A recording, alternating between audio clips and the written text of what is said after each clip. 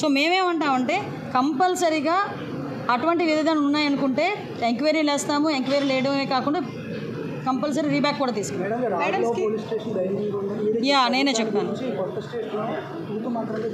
తూతూ మంత్రంగా ఏం జరగవండి, డెఫినెట్గా మంచిగానే జరుగుతాయి. అటువంటి ప్రాబ్లం ఏం రాదు. ఆర్లో ఒక స్టేషన్ కూడా తొందరగా బైండింగ్ ఉందండి. ఐరన్ బీరువాలు తయారు చేసేది, పెయింటింగు, వీవింగు, సపరేట్ ఇంకా చాలా ఇష్యూస్ చాలా ఉన్నాయి లోపల. ఒక స్కిల్ డెవలప్మెంట్ సెంటర్ కూడా రన్ చేస్తున్నారు వాళ్ళు లోపల.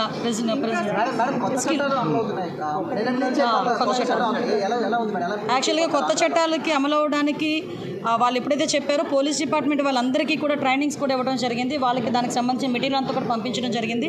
మళ్ళీ ఇంటర్మ్గా వాళ్ళకి కూడా మళ్ళీ కోచింగ్స్ అన్నీ ఇస్తుంటాం. లీగల్గా ఈవెన్ దో ఆ యాక్ట్ మీద పబ్లిక్ అవేర్నెస్కి కూడా మేము చర్యలు తీసుకుంటాం. దిశా చట్టం ఎక్కడ ఉంది? మళ్ళీ దిశా చట్టం అని ఎక్కడ ఉంది? దిశా చట్టం అంటూ ఉంటే కొనసాగిస్తా. క్లియర్ చెప్తున్నా. దిశా చట్టం అంటూ చూపించండి, కొనసాగించేద్దాం. దిశా చట్టమే లేదు, కొనసాగించలేండి దాని మొహం. దిశా పోలీస్ స్టేషన్లో కూడా పేరు మార్పు జరుగుతుందండి. క్యాబినెట్కి వెళ్ళి తీసుకురావాలి. ఎందుకంటే వాళ్ళు చేసిన దానికి చేయని దానికి క్యాబినెట్లో పెట్టారు. ఏదో త్రూ ప్రొసీజర్ ద్వారా జరగాలి. ఎయిర్పోర్ట్లో మంత్రి గారి భార్య ఎస్ఐ గారితో సెల్యూట్ చేయించుకున్నారు కదా, ప్రోటోకాల్ ఉంటుందా వాటికి?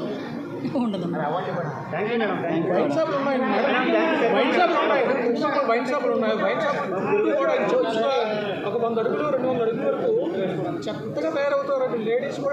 మీరు వైన్ షాపుల దగ్గర అంటున్నారండి.